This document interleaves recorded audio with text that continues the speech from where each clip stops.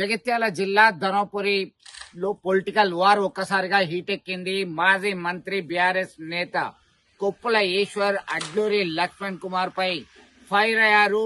మంత్రిగా ఉన్నారు, మీరు ఇచ్చినటువంటి హామీలు ఏ ఒక్కటి నెరవేర్చలేకపోయారు, ఎప్పుడు రాజీనామా చేస్తారు, ఎన్నికల సమయంలో మీరు హామీ ఇచ్చారు కదా అని మండిపడ్డారు.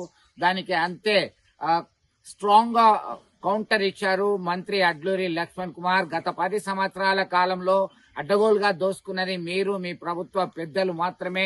నేను మంత్రిగా ప్రమాణ స్వీకారం చేసి ఆ 4 నెలలు పూర్తి కాలేదు, అంతలోనే ఇలా ఛాలెంజ్ చేస్తున్నారు. మొత్తం మీద నేను ఇచ్చినటువంటి హామీలన్నీ కూడా ఖచ్చితంగా నెరవేరుస్తాను, త్వరలోనే ఆ పనిలో ఉన్నా, త్వరలోనే ఆ పనులన్నీ చేయకపోతే ఓట్లు అడగను రాబోయే ఎన్నికల్లో అని చెప్పేసి స్పందించడం జరిగింది. మొత్తం మీద ఇటీవల కాలంలో ధర్మపురి అసెంబ్లీ నియోజకవర్గానికి సంబంధించి సర్పంచ్ ఎన్నికల తర్వాత కాంగ్రెస్ బలపరిచినటువంటి అభ్యర్థులు అలాగే బీఆర్ఎస్ బలపరిచినటువంటి అభ్యర్థుల మధ్య పోటాపోటీగా కొనసాగినటువంటి పోటీ నేపథ్యంలో ఎవరి సత్తా ఏంటి అనేది తేల్చుకునేటువంటి ప్రయత్నం చేశారు. దీనిలో కాసింత మొగ్గు కాంగ్రెస్ పార్టీ బలపరిచినటువంటి అభ్యర్థుల వైపే ఉందని చెప్పుకోవచ్చు. ఈ క్రమంలో స్ట్రాంగ్ కౌంటర్ ఇచ్చారు మాజీ మంత్రి కొప్పుల ఈశ్వర్.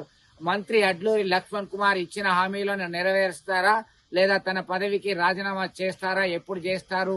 మన రెవెన్యూ డివిజన్ గా ఏర్పాటు చేయాలి, పాలిటెక్నిక్ కళాశాల ఏర్పాటు చేయాలి, అలాగే ఆర్టీసీ డిపో ఏర్పాటు చేయాలి. ఇవన్నీ కూడా మీరు ఇచ్చిన హామీలే అని గుర్తు చేస్తూ ఆయన మీడియా సమావేశంలో వెల్లడించడం జరిగింది. దానికి అంతే బదిలిచ్చారు మంత్రి అడ్లూరి లక్ష్మణ్ కుమార్. ఉప్పు నిప్పుగా ఉండేటువంటి ఈ ప్రాంత రాజకీయాలు ఒక్కసారిగా బగ్గుమన్నాయి.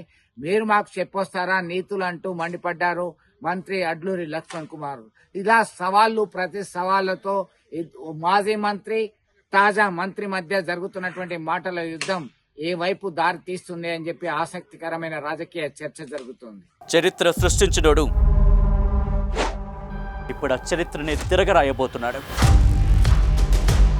అబద్ధాల గోడల్ని బద్దలు కొట్టి నిజాలను రాగా మీ ముందుంచబోతున్నాడు. నిజమైన వార్తల కోసం వెంటనే డౌన్లోడ్ చేసుకోండి రా యాప్ని.